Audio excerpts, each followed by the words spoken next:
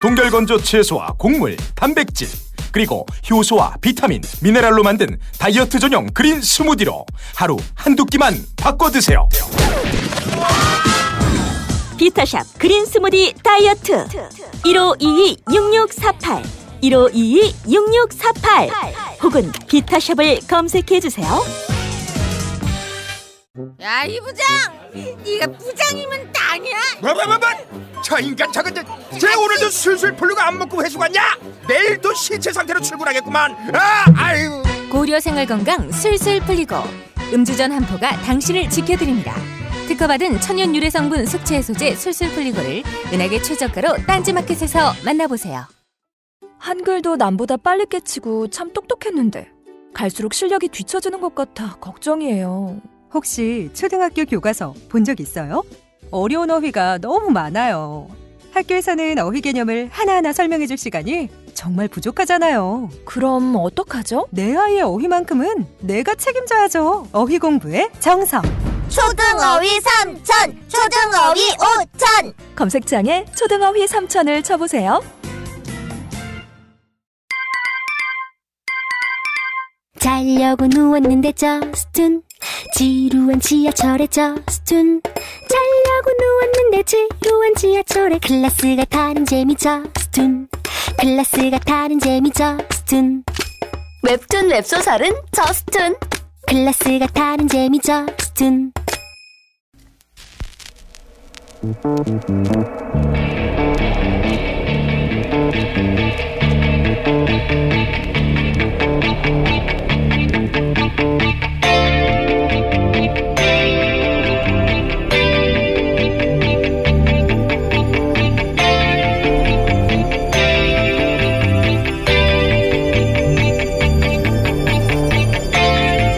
안녕하세요, 김호준입니다. 북한의 ICBM급 미사일 발사에 대해 미국 정부, 미국 언론, 전문가들이 이구동성으로 해결책으로 생각하는 것이 중국을 통한 북한에 대한 압력입니다. 중국산 철광 관세부과 같은 경제 제재와 대만의 무기 판매 확대까지 거론하며 중국에게 북한 제재에 즉각 동참하라고 연일 압박하고 있습니다. 하지만 중국의 반응은 냉담합니다. 중국 공산당 기관지 인민일보의 자매지로 중국 공산당이 하고 싶은 말을 보다 대중적으로 거침없이 풀어내는 환구시보는 트럼프 대통령이 중국이 쉽게 북핵 문제를 풀 수 있다고 한 주장에 대해 북한이 핵 개발을 결심했고 미국의 군사적 압력이 통하지 않는데 중국 제재로 어떻게 북핵을 해결하냐며 북핵에 대해 아무것도 모르는 풋내기나 할 말이라고 받아쳤습니다.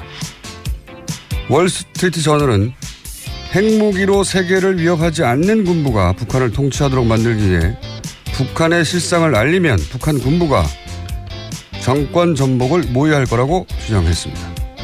북한 군부가 쿠데타를 일으키고 그리고 그 군부는 핵을 포기하게 만들어야 한다.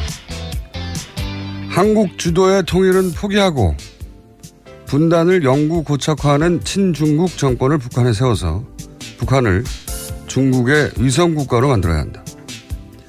이런 미국의 구상을 아이디어를 지켜보고 있자면 미국에게 우리는 우리에게 시리아처럼 아주 멀고 먼 지도상의 존재라는 걸 다시 한번 절감합니다. 그리고 다시 한번 깨닫게 됩니다. 한 번도 문제 해결의 주도권은 꼭 우리가 가져야겠다. 김호준 생각이었습니다.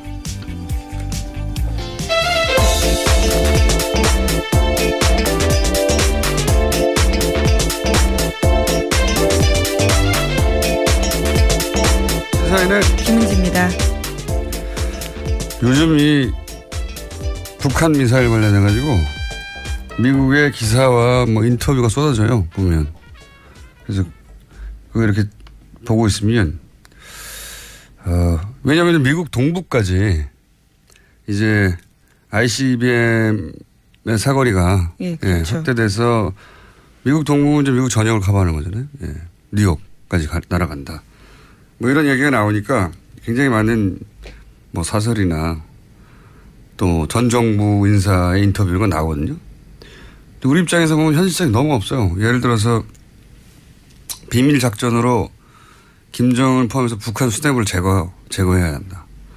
할 수 있으면 진작에 했겠죠. 예. 1953년 이래로 지금 거의 70년 가까이 되는데 할 수 있으면 진작에 했겠죠.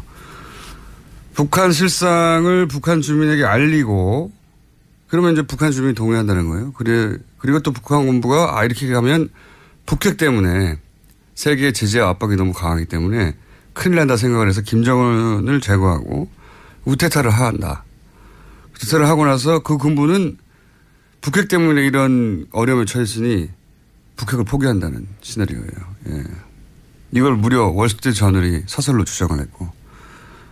그러니까 북한 주민이 북한 시장을 몰라서 그런 거니까 그걸 알려주면 내부에서 구태타가 일어날 거다. 이런 시나리오거든요. 과거에 보면 70년대 이럴 때 미국에 대항하는 혹은 친미적이지 않은 정권 전복하는 모델들 그런 걸 떠올리는 것 같아요.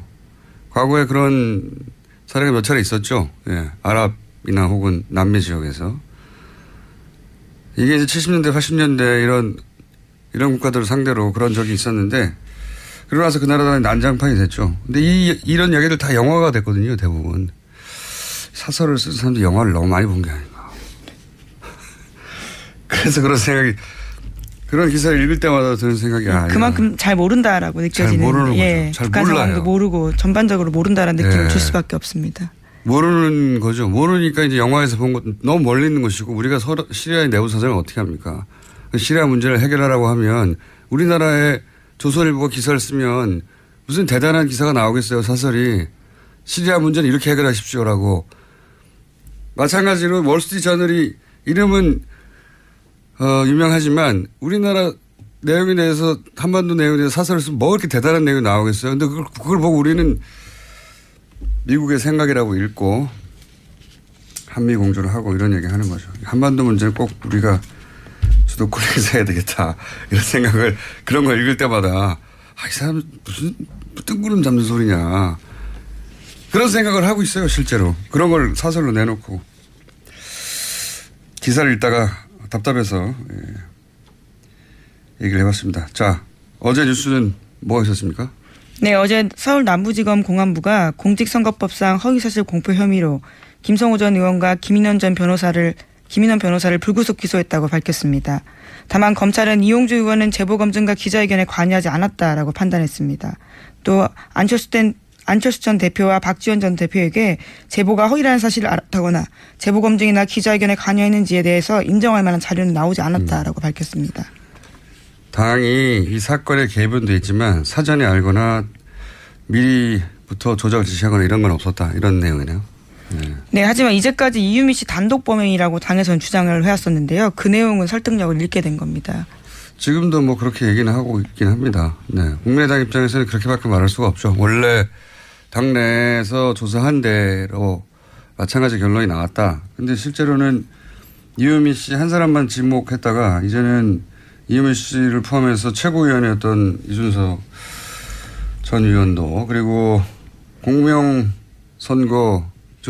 네, 공명선거 추진단 수석 부단장 두 사람이 기소된 겁니다. 당 중앙조직이 구속 또는 기소됐기 때문에 이유미 씨 단독 범행이다라고 계속 프레임을 얘기하지만 그렇지는 않은 건데 여하간 박지원 안철수 전 후보 전 대표로부터의 지시나 현역 의원의 사전 개입은 없었다라는 게 수사 현재까지 결론입니다. 자, 다만 아직 해소되지 않은 것은 개인적으로 계속 궁금했는데 이유미 씨 개인이 어떻게 전 정권의 시민사회 수석의 자녀가 무슨 직업을 가지고 있고 나이가 어떻게 되고 이런 얘기를 줄줄 썼단 말이죠. 정보의 습득 과정 말씀하시는 거죠. 네. 그 과정이 여전히 나오지 않고 있는데 여전히 궁금합니다. 예. 그 이유미 씨라고 하는 개인이 알 수 없는 내용이었는데 분명히. 예. 그 외에도 알 수 없는 내용이 몇 가지 포함되어 있었는데 이런 정보는 어떻게 취득했는가 누가 줬는가를 따라 올라가다 보면 사건의 실체 일부 지시자의 일부가 드러날 거라고 생각하는데 그 부분이 없습니다. 현재. 자 다음 뉴스 넘어가기 전에 또 생각났네요. 미국에서 그런 얘기를 해요. 예. 이제 분단, 그러니까 오랜 동안 한반도 정책은 남한이, 미국과 가까운 남한이 주체가 돼서 통일을 한다. 이게 이제 미국의 정책이긴 했는데 이번에는 그거 포기해야 한다. 분단은 어쩔 수 없고 북한은 중국에 줘야 한다. 이런 식의 주장이 나와요. 사설에서요? 그러니까 표현은 다르지만 친중국 정권을 설립해서 그러니까 분단을 포기하고, 그러니까 통일은 포기하고, 우리한테는 무슨 소리야, 자기들 마음대로 라고 생각할 수밖에 없는 시나리오들 자기들 막 그리고 있어요. 그러니까 분단은 할 수 없다 이제. 통일은 포기하고 북한 부분을 중국이 통제하면 가능하지 않냐, 이런 얘기입니다. 말도 안 되는 소리를 자기들 마음대로 그리고 있어요. 다음 뉴스는요? 네, 이재용 삼성전자 부회장 재판 소식 전해드리겠습니다. 이번 주에 계속해서 재판이 있는데요. 어제 함께 재판을 받고 있는 황성수 전 삼성전자 전무의 피고인 신문이 있었습니다. 그는 박영수 특검팀이 최순실에 대해서 들은 이야기가 뭐냐라고 묻자 대통령과 굉장히 가깝다, 조심해야 할 인물이다 정도 기억난다고 답했습니다. 또 특검팀은 황 전 전무에게 정유라 씨의 승마 훈련과 관련해서 최순실 씨 쪽에서 요구한 것이 많이 있다, 이렇게 대답하기도 했습니다. 최순실 씨의 압박 때문에 지원한 것이지, 박근혜 대통령과 이재용 부회장의 거래의 결과가 아니다, 이런 말을 하는 거죠. 그런 기조를 갑자기 유지하기 시작했습니다. 네. 며칠 전부터 그 변호인단이 이 주장을 강하게 하기 시작했고, 최순실의 압박 때문에 지원한 것이다. 최순실이 누구라고. 너무 앞뒤가 안 맞으니까 이제 보충 설명이 나온 거죠. 며칠 있다가. 앞뒤를 맞추는 증언이라고 봅니다. 대통령과 가깝기 때문에 조심해야 할 인물이라고. 그러면서 코어 스포츠, 이게 이제 이 코어 스포츠가 나중에 비덱입니까? 네, 비덱 스포츠가 바뀝니다. 비덱 스포츠가 되고 최순실 씨가 100% 소유하는 회사인데 코어 스포츠라고 하는 페이퍼 컴퍼니 당시에서는 최순실 씨의 이름이 직접 등장하지 않았었죠, 그때는. 그래서 코어 스포츠는 최순실 씨하고 상관없다고, 전혀 관계없다고 생각했다는 거 아닙니까? 예, 삼성이 독일 정유라의 승마 지원을 할 때 계약했던 회사거든요. 거기에 대해서 최순실 씨와 관련이 있다는 생각을 전혀 한 바 없다라는 진술도 했습니다. 이건 말도 안 되는 게, 삼성이 수백억을 지원하는데 계약하는 회사 주인 누군지 안 알아봤다는 얘기잖아요. 이게 말이 됩니까? 생긴 지 얼마 안 되는 회사가 덥석 수백억 계약을 독일까지 날아가서 계약을 해요. 그렇죠. 직접 갑니다. 말도 안 되는 소리가. 더군다나 노승열 씨 증언에 의하면 계약 장소에 노승열 씨가 있었어요. 그리고 사진도 찍었고, 그리고 그 빌딩에 최순실 씨도 있었고, 예. 이게 말이 안 되는 소리인데 그렇게 합니다 지금. 최순실 그 회사를 지원하게 된 것이 이제 박근혜 대통령의 압박을 통해서 최순실 통해 정유라를 지원하려고 했다. 이 전체 시나리오를 무너뜨려야 되니까, 예, 그 회사도 최순실과는 최순실 씨 회사에 지원했네. 그렇게 되면 전체 그림은 정유라만 지원하려고 했던 게 아니고 한국 승마를 위해서 지원을 했는데 이 구조잖아요. 예, 그러기엔 너무 부실한 게요. 바로 계약 하루 전날 회사 꼴이 만들어지거든요. 그렇게 부실한 회사를 삼성같이 큰 회사에서 승마를 지원하기 위해서 했다라는 게다가 그 회사가 누구 회사인지도 모르고 말도 안 되는 소리를. 최순실 씨는 그 빌딩에 있고 노승일 씨가 와서 사진 찍고 말이 됩니까? 근데 이렇게 말하는 이유가, 아니 그러면 대한민국 승마를 위해서라면 그런 회사하고 계약하거나 승마협회하고 계약하면 되지. 혹은 그런 스포츠 단과 계약하면 되지. 왜 최순실 회사하고 계약을 했어? 금방 생긴. 이 말을 들을까봐 최순실 회사인지 몰랐다고 하는 거죠. 말이 안 되는 소리인데 과감하게 합니다. 네. 자, 이런 얘기가 오갔고요. 자, 다음 뉴스는요. 네, 어제 또 특검은 박상진 전 사장의 피고인 신문 과정에서 그의 피의자 신문 조서도 꺼내들었습니다. 피의자 신문 조서 내용을 보면요. 2015년 7월 25일에 박근혜 전 대통령과 이재용 부회장의 독대 직후에 이 부회장이 삼성 수뇌부들을 소집해서 박근혜 전 대통령에게 질책당했다라는 이야기를 했다고 합니다. 그러면서 화를 낸 박근혜 전 대통령의 속뜻이 무엇인지 알아보기 위해서 파악에 나서는데요. 그런 다음에 김종 전 차관한테 상의하라라는 이야기를 들었다라는 겁니다. 거기에 대해서 왜 김종 전 차관에게 상의했냐라고 물어보자 검찰에서는 정유라 씨 관련된 상황을 업데이트해주기 위해서다라고 답을 했었는데요. 어제 갑자기 재판에 와서는 그런 답이 잘못됐다라면서 조서의 내용을 부인했다고 합니다. 원래 특검 이 내용이 약간 복잡한데 간단하게 말하면 박근혜 전 대통령하고 이재용 부회장이 둘이 만나요. 둘이 만나는데 이재용 부회장이 사장단을 소집해 놓고 내가 혼났다 가서 혼났는데 혼난 내용이 뭐냐면 왜 승마 훈련을 지원 안 하냐라고 혼났다.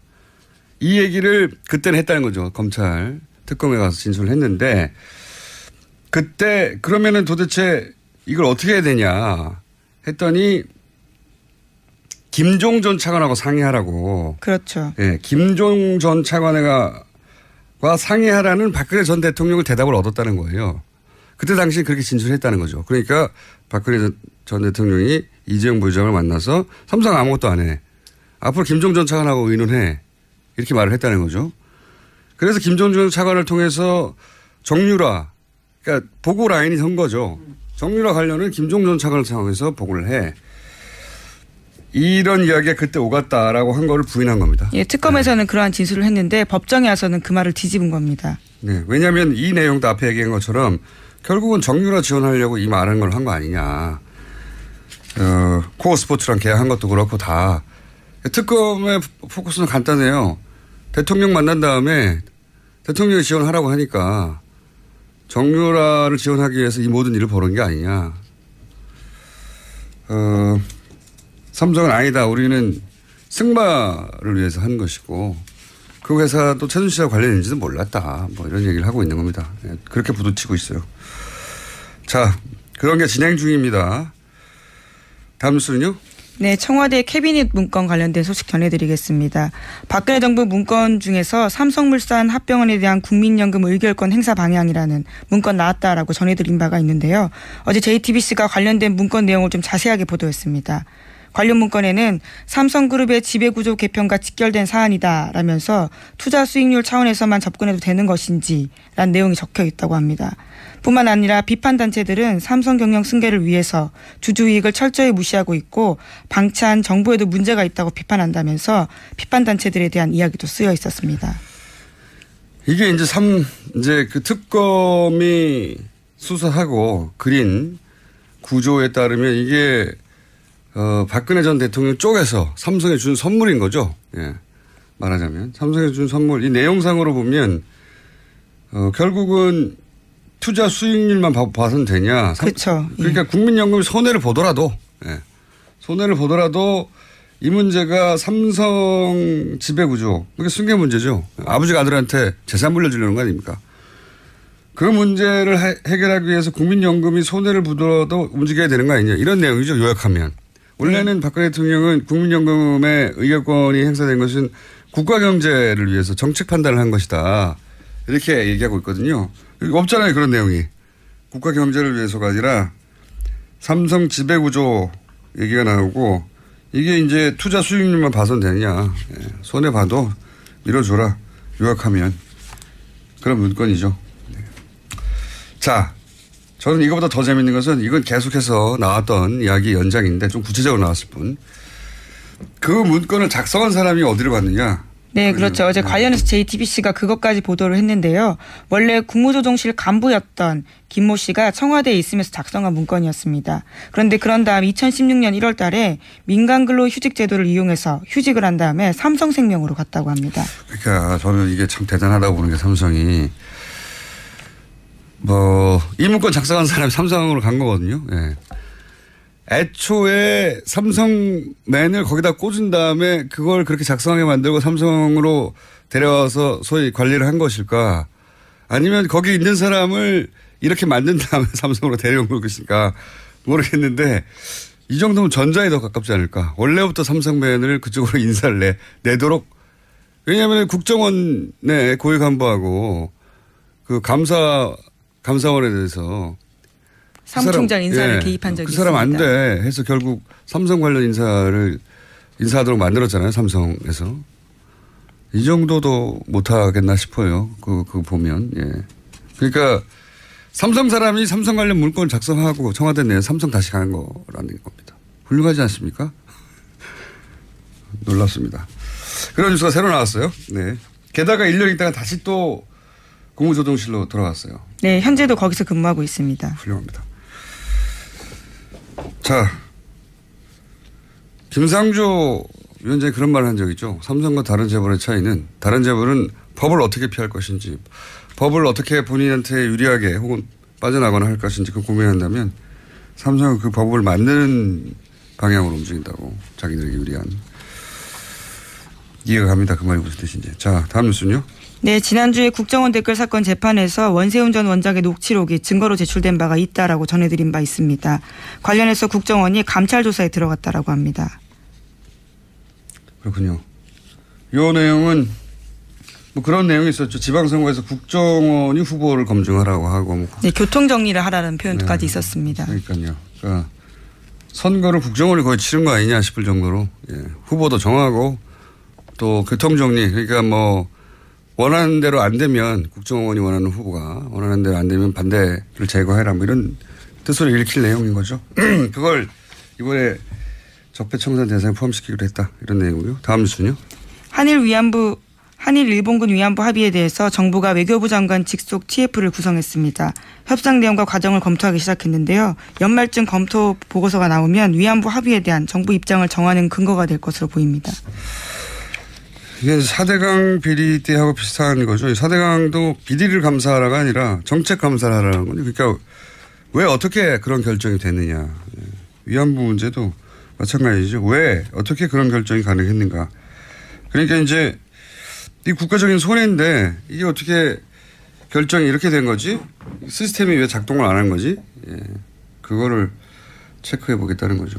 기본적으로 국정 운영 경험이 있다 보니 국정의 결정이 시스템적으로 이루어지는데 이게 왜 시스템에서 걸러지지 않았나 이걸 체크해 보겠다는 거. 문재인 대통령이 시스템주의자거든요. 일종의. 그런 내용입니다. 자, 하나 정도 더 할 수 있을 것 같습니다. 네, 방산비리 관련해서요. 검찰 수사관의 증언이 나왔습니다. 한국항공우주산업 그러니까 카이 관련된 수사에서 진정인이 4년 전에 제보를 했고 또 수사가 시작된 건 2년 전인데도 아직까지 제대로 된 게 없었다라는 증언이 나왔다라는 겁니다. 카이 관련은 뉴스가 계속 뭐랄까요?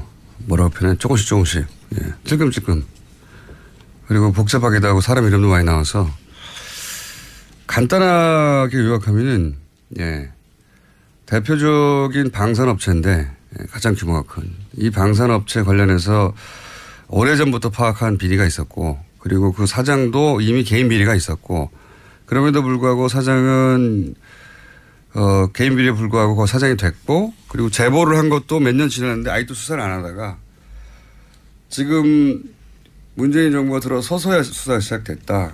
이런 얘기거든요. 그런 얘기인데 방산비리를 굉장히 하루 이틀 한 게 아니에요. 보면 굉장히 구조적이거든요. 오랫동안 서로 알면서 주고받는 거란 말이죠. 이렇게 구조적인 것에는 우리 최순실 씨가 꼭 빨대를 들이대거나 한번 이렇게 간을 보는 이때까지의 상황을 보면 그랬거든요. 이거 어디선가 최순실 씨의 이름이 등장할 법도 하다. 저는 이 사건에 관심 있는 이유 중에 하나가 왜냐하면 오래된 거거든요. 이런 방산비리는 구조가. 그리고 이제 등장인물들이 최순실 박근혜 전 대통령과 가깝거나 했던 인사들이잖아요. 네, 지금까지는 안종범 전 수석과 친박 정치인까지는 이름이 나왔는데요. 최순실 씨 이름이 언젠가 등장하지 않겠는가 하는 예언을 해봅니다. 안 등장하면 제 잘못이고요. 지금까지 시사인의 김은지였습니다. 감사합니다. 골반 잡자 바로 잡자 바디로직 허리 통증 바로 잡자 바디로직 2017년 쿨 썸머 바디로직 라이트 출시. 통기성이 좋아 땀 걱정 없이 한여름에도 쾌적하게. 입은 듯 안 입은 듯 가벼움의 신축성은 그대로. 자세가 좋아지는 골반 교정 타이즈 바디로직 검색창에 골반 교정 바디로직 라이트. 아무도 묻지도 따지지도 않고 가입하셨다고요? 보험은 너무 어려워요. 걱정 마십시오. 마이보험 체크가 도와드립니다. 1800-7917 마이보험 체크로 지금 전화 주세요. 1800-7917. 이미 가입한 보험이나 신규 보험도 가장 좋은 조건을 체크해서 찾아드립니다. 인터넷 한글 주소 마이보험.com 또는 카카오톡에서 아이디 검색 마이보험을 친구 추가하여 상담하실 수 있습니다. 모닝똥? 제겐 사치였죠.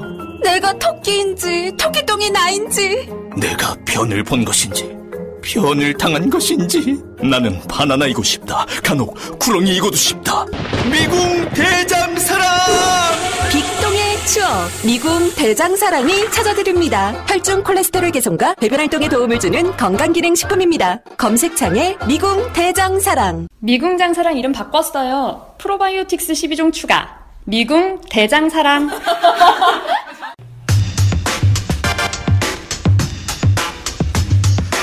자, 지난주 저희가 최초로 국정원 고위 간부 출신으로 국정원 댓글 사건을 세상에 알렸던 김상욱 씨와 함께 인터뷰를 진행했습니다. 그 이후 반응이 뜨거워서, 사실 반응이 안 뜨거워도 제가 고정을 하려고 했어요. 근데 마침 반응까지 뜨거워서 임시 고정 코너가 되었습니다. 왜냐하면 말하실 수 없는 것도 많을 것 같아가지고, 그죠? 영원히 할 수는 없을 것 같고, 몇 차례 주요 국정원 적폐청산 TF가 선정한 아이템 중 몇 가지 중에 본인이 직접 관여했거나 혹은 좀 아는 내용 중심으로 몇 번 더 저희가 이 코너를 진행할 수 있을 것 같습니다. 그래서 다시 모셨습니다. 안녕하십니까? 안녕하십니까? 김상욱입니다. 지난 방송 나가고 나서 주변에서 좀 반응이 있지 않습니까? 왜 나갔어부터 시작해가지고 큰일 났다. 대단히 뜨겁기도 했고 또 관심도 많고, 근데 걱정하는 분들도 많았어요. 너 다시 또 국정원에서 고발당하는 거 아니냐 라는 그런 우려들도 많았고, 근데 뭐 알릴 거 알렸다. 또 부족한 거 있으면 더 알려야 되겠다. 이렇게 얘기를 했습니다. 뉴스 공장에 나오시면 다른 인터뷰하고는 다르게 반응이 좀 큽니다. 네. 그거 실감하셨죠? 네, 실감했습니다. 네. 그러니 오늘은 더더욱 터뜨려주세요. 그리고 저희가 코너 제목을 몇 회를 할지 모르겠지만, 앞으로 3회를 할지 10회를 할지 모르겠지만, 코너 제목을 저희가 응모합니다. 현재는 상암동 본드. 상암동에 나타난 제임스 본드라는 거죠. 가칭 상암동 본드로 저희가 만들었는데, 이 코너 제목은 방송을 들으시면서 응모를 하시면 그 중에 하나, 노회찬 원내대표가 결국 노르가즘으로 안착을 했거든요. 한 2달 동안 진행하면서. 자, 일단 상암동 본드로 시작하겠습니다. 지난 시간에 하다가 저희가 시간이 부족해서 급하게 마무리한 부분을 약간 다시 되짚어보자면, 마티즈 자살 사건이 있었지 않습니까? 네. 그 사건이 타살이라고 한다는 것은 아니라고 생각하신다 하셨는데, 하지만 단순 자살도 아니다, 이건. 그러니까 서울시 그 공무원 간첩 조작 사건이죠. 서울시 공무원 류호성 씨를 간첩으로 조작한 사건. 그 사건 때 권 과장이라고 중국에서 그 북한으로의 출입국 기록을 만들어내서, 근데 나중에 들켰죠. 네. 들켜서 그때 이제 번개탄을 피우고, 그다음 중간에 발견되고 다시 살아나고 이런 사건이 있었습니다. 네. 그 사건을 거의 그대로 복제를 했는데 중간에 무슨 예기치 못한 사고가 있었던 게 아닌가 이렇게 예상한다고 하셨잖아요. 네네. 네. 거기까지는 말씀하셨는데, 그거 말고 또 일반은 잘 모르지만 그때 전문가가 보기에 이거 이상하다라고 생각하셨던 점 없었나요? 우선 그걸 제가 이제 벤치마킹 했을 거다라고 주장하는 권 과장 사건에서 권 과장이 그 일산화탄소 중독으로 인해서 단기 기억 상실증에 걸렸다. 그래서 그 부분만 기억나지 않는다라고 했거든요. 그래서 그때 다시 생각이 높기네요.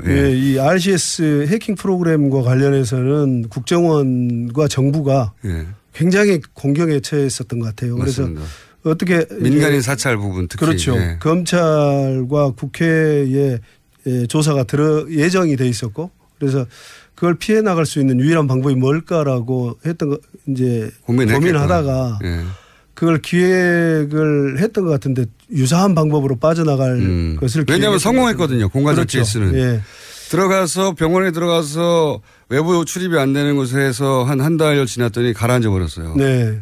그런데 이제 거기를 보면 이제 유서도 우선 굉장히 네. 부자연스러웠을 뿐만 아니라 국정원 직원들이 예전에는 스마트폰이 없었어요. 근데 네. 스마트폰을 갖도록 하면서 전부 그 해킹 프로그램이 깔렸습니다. 일종의 스파이웨어인데. 아, 국정원 직원들이 쓰는 스마트폰은 반드시 해킹을 할 수 있게. 그래서 스파이웨어가 깔려 있어요. 예, 네. 그래서 MDM이라는 아하. 일종의 스파이웨어가 깔려 있는데 그러면은 직원들이 무슨 일을 어디에 있는지 예.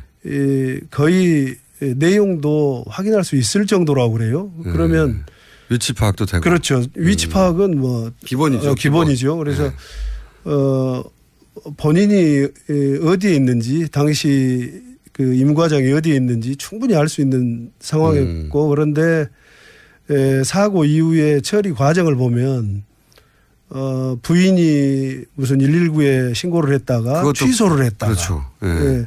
경찰에 신고했다가 그렇죠. 경찰에 했다가 또 취소를 하고 무슨 감사관실 얘기를 하고 근데 네. 감사관실보다는 감사관실은 업무를 체크하는 데고 복무기강이나 사고에 대해서는 감찰실이 나서게 돼 있거든요. 그래서 아마 이제 감찰실이 이미 다 확인을 하고 있었을 것이다. 위치 자체를. 위치를 확인을 네. 하고 있었을 것이고 근데 그게 정확한 위치를 잡고 있는 건 아닙니다. 네. 그러니까 대략의 위치. 예, 대략 반경 어느 정도의 위치를 네. 잡고 있어서 그걸 찾는 과정 그다음에 사전에 약속된 그런 부분이 본인이 생존에 있어야만 할 수 있는 부분인데 아마 사고로 이어지면서 그런 그 초동 조치가 이루어지지 않아서 결국은 고인이 아주 그 목숨을 잃는 그런 사고가 된 것 같다. 그러니까 기본적으로 스파이웨어가 깔려 있기 때문에 국정원 직원이 어디 있는지는 국정원이 가장 먼저 아는데 그렇죠. 그렇죠. 예, 그런 말씀을 하신 거고. 그런데 국정원에서 부인한테 전화해서 어디 신고하라고 하고 하는 과정이 시간이 굉장히 오래 걸렸잖아요. 네. 결국 발견되는 게 11시 이후니까요. 11시 반인가. 그게 이제 국정원이 119에 신고하라고 하고 경찰에 신고하고 취소하고 하는 과정 전체가 필요 없었다는 말은 그렇죠. 하나 있죠. 예.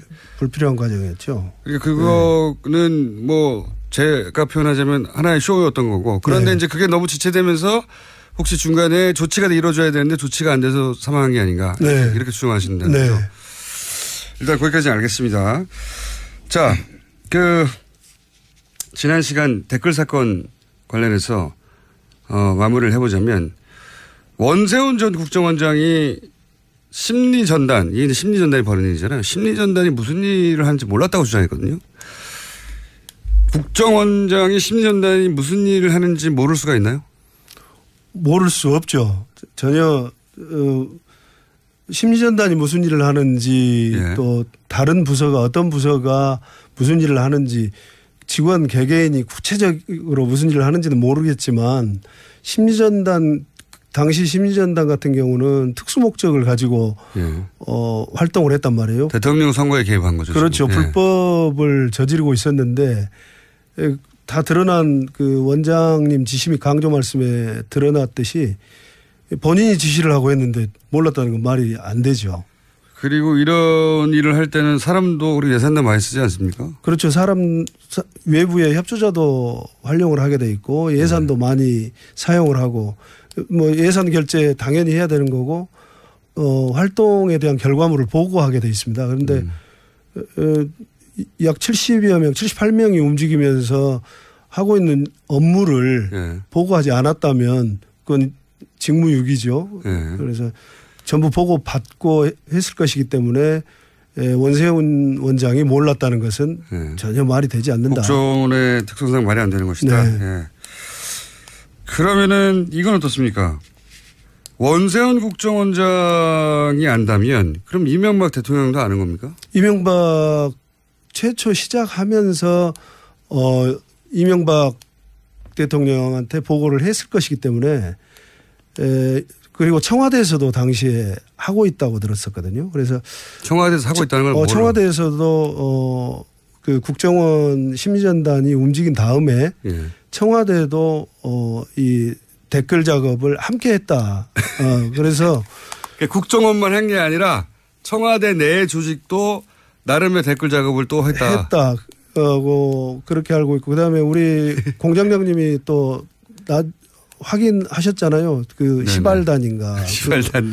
그거 보면은 총체적으로 하고 있는데. 그렇죠. 외부 조직에서도 하고 있었죠. 예, 시발단이라는 것은. 정보기관에서 한 것을 더군다나 이제 외부에서 하는 것들은 대통령이 보고를 안 받을 수도 있겠어요. 근데 국정원 직원이 하고 공조직에서 했던 것을 대통령이 몰랐다는 것은 말이 되지 않고 대통령에게 충분히 보고도 하고 생색도 내고 그랬을 거로 보입니다. 국정원장은 원래 독대해가지고 여러 가지 보고를 하지 않습니까? 그렇죠. 예.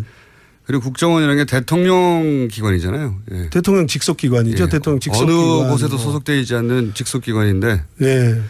국정원장이 알았으면 당연히 대통령한테 활동 내역을 보고하는 것이. 예. 대통령 이 사건을 맨 처음에 제가 2011년 5월쯤부터 시작을 했는데 당시에 저에게 얘기를 했던 그 직원이 그런 얘기를 합니다. 이 댓글을 막지 못하면 대통령 선거는 진다. 무조건 진다. 그래서 댓글이 그렇게 파괴력이 있을까라는 생각을 했어요. 근데 뒤에 아주 큰 그림을 그리고 있는 것 같은 질 수밖에 없다. 이건 꼭 막으셔야 된다. 그런 얘기를 해요. 근데 그런다면 그 큰 그림 속에 큰 그림의 정점에 이명박이 없다면은 대선을 이명박이 주도하지 않는 차기 대선이 있을 수 없죠. 2011년 5월 달에 처음 들었을 때부터 단순히 게시판에 댓글 다는 게 아니라 큰 그림의 일부다, 이게. 예. 2011년 5월에 2012년 5월. 12년 5월. 대선이 있던 해. 5월에 이게 이제 단순히 게시판에 몇 개 달리고 뭐 트윗에 몇 개 쓰는 게 문제가 아니라 굉장히 큰 그림의 일부고. 이거를 막지 못하면 그 큰 그림이 진행되는 걸 막지 못할 것이다. 예. 그리고 이제 지금 그 적폐청산 TF에서 그 조사 목록으로 넣어놓은 좌익 교수 사건. 네, 좌익 교수 사건. 국정원 직원이었던. 그렇죠. 국정원 직원이었고. 특정된 사람이죠, 이번에. 예, 어떤 사람들은 그 유모 씨라는 사람인데 어떤 사람들은 그걸 직원의 개인의 일탈이다. 또 그래서 사법부에서도 선거 전과 선거 이후에도 지속적으로 야당 정치인을 비방하고 있는 것으로 봐서 뭐 정치에 관여하지 않았다. 평소에 그런 사람이다. 사실은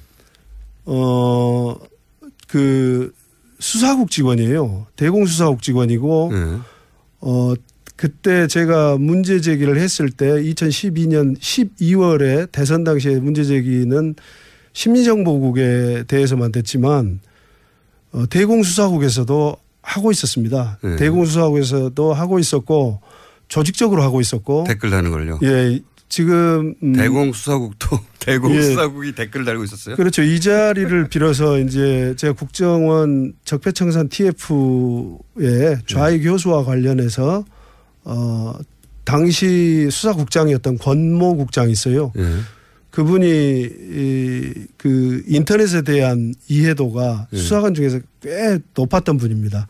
이미 2000년부터 인터넷에 대한 그 기법을 수사 기법을 활용하던 분이에요. 그래서 그분이 이제 수사국장을 하면서 그때 이 심리정보국과 훨씬 더 자극적인 그런 댓글들이 주문이 됐고 좌익 교수 유모 직원은 그것의 일환으로 됐던 겁니다. 그래서 그 상급자가 지금은 법원에서도 그 본인의 주장으로도 그냥 평상시에 쓰는 것이지 조직이 나한테 지시한 게 아니다.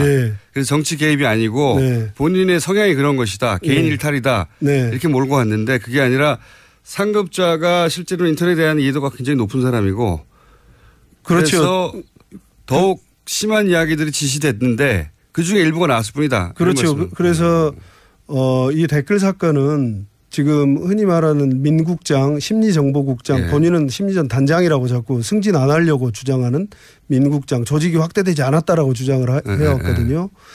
그 심리정보국과 대공수사국에 대한 철저한 조사가 이루어져야 된다. 대공수사국 국장, 대공수사국의 그 조직은 지금 빠져 있죠. 빠져서 마치 팔짱 끼고 보고 있는 것 같은데 대공수사국에 대한 조사도 적폐청산 TF에서 철저하게 이루어져야 된다. 이거 처음 듣는 얘기네요. 그러니까 심리 전단만 관여한 걸로 알고 있는데 그렇게 주장해왔고 네. 재판에도 그렇게 진행되고 있는데 사실은 자해 교수가 소속돼 있던 대공수사국도 네. 국 차원에서 관여되어 있다. 관여되어 있습니다. 그래서 원세훈이 몰랐다, 이명박이 몰랐다는 것은 말이 되지 않습니다. 전단과 국이 다 관여했는데. 그렇죠. 네.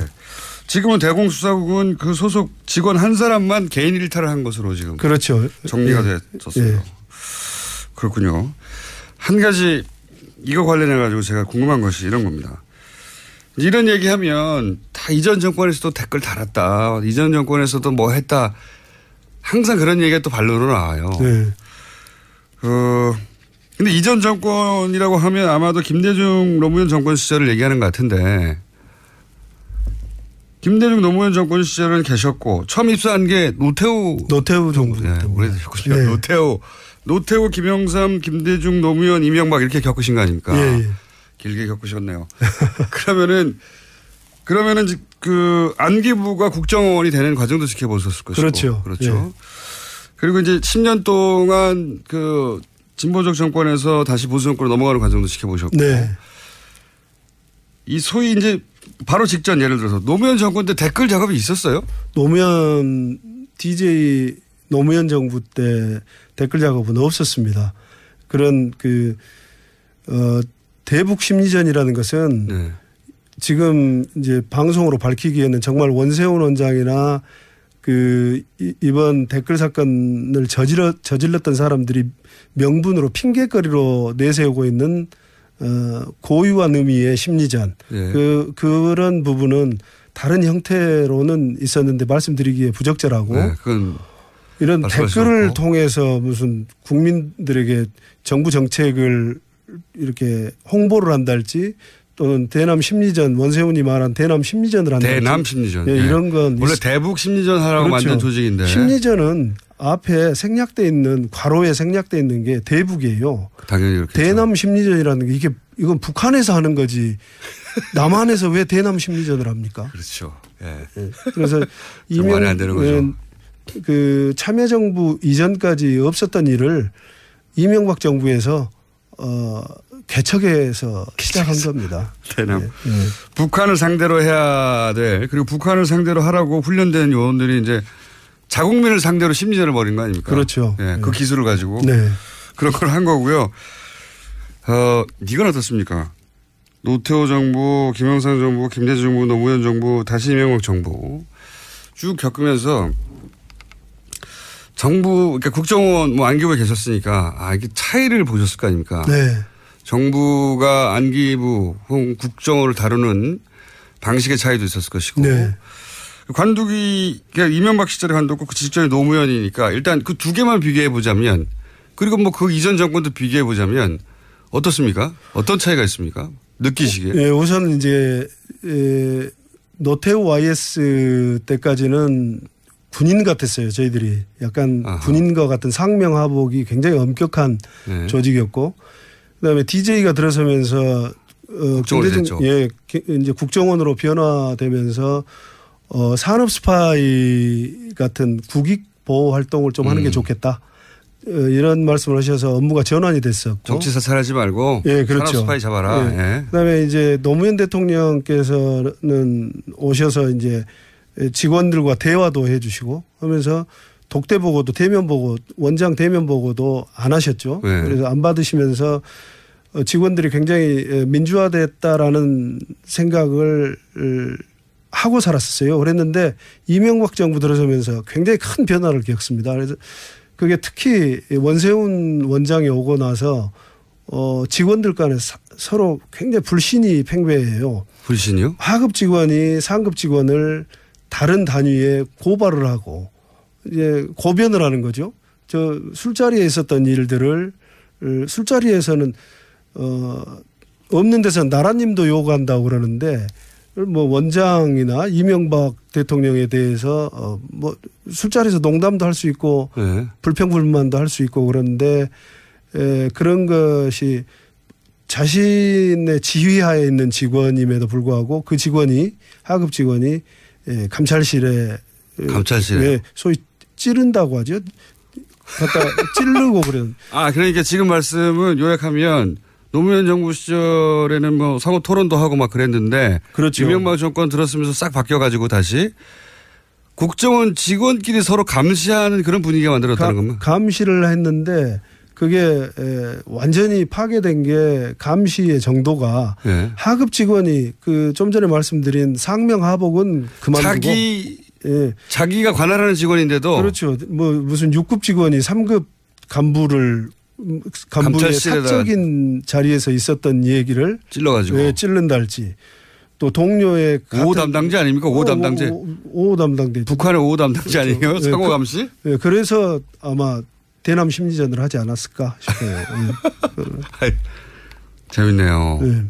굉장한 변화를 겪습니다. 대단한 변화를 겪는데 그때 국정원 직원들이 서로를 불신하게 만들고 기본적으로 서로에 대해서 찌르고 그것도 심지어는 동료들끼리뿐만 아니라 자기 직속 상관에 대해서 술자리에서 한 말을 갖다가 감찰실에 찔러가지고 이명박 대통령에 대해서 욕했다거나 그래서 조사를 받고 인사조치 내기도 하고 그런 아주 해괴망측한 조직이라고도 할 수 없을 정도의 그런 일이 많이 있었대요. 일들이 있었어요.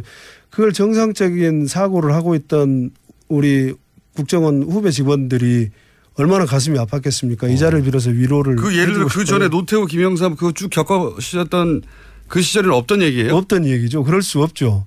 그렇겠죠. 그럼 어떻게 그 조직 생활을 합니까? 그렇죠. 감찰이 저 같은 경우는 이제 감찰과 인사 파트를 근무를 했었는데 감찰이 특히 잘 아시겠네. 내사를 하려고 하면 직원들이 서로 감춰주거든요. 그렇겠죠. 당연히. 그런데 이걸 일부러 와가지고 고변을 하고 했다는 게 이건 있을 수 없는 조직이라고도 할 수 없는 상태의 국정원을 만들어 놓은 겁니다. 그렇게 했던 이유는 아마도 이전 정권에 충성하는 사람이 누군지 감시해서 색출하라 이런 지시가 있었나 보죠? 그런 직접적인 지시보다는 분위기를 만들었다. 아마추어 원장이 와가지고 개인의 품성도 영향을 미쳤을 거라고 생각을 해요. 원세훈 원장 개인의 품성도 영향을 미쳤고 그다음에 이명박의 청와대에 파견됐다가 원세훈을 따라서 들어온 직원들이 있었어요. 어떤 사람은 인사의 핵심 요직을 맡았고 어떤 사람은 특보라는 직책을 가지고 들어왔고 5급 직원인데 갑자기 원장 특보로 왔어요. 그러다 보니까 이제 그 5급이 1급 임명에 관여를 하고 그런 사건이 생기고 그 직원은 결국 나중에 박근혜 정부 때 해임됐던가 파면됐던가 했습니다. 할 얘기가 너무 많네요. 오늘 여기까지 하겠습니다. 네, 다음 주에 다시 뵙겠습니다. 김상욱 씨였습니다. 네, 감사합니다.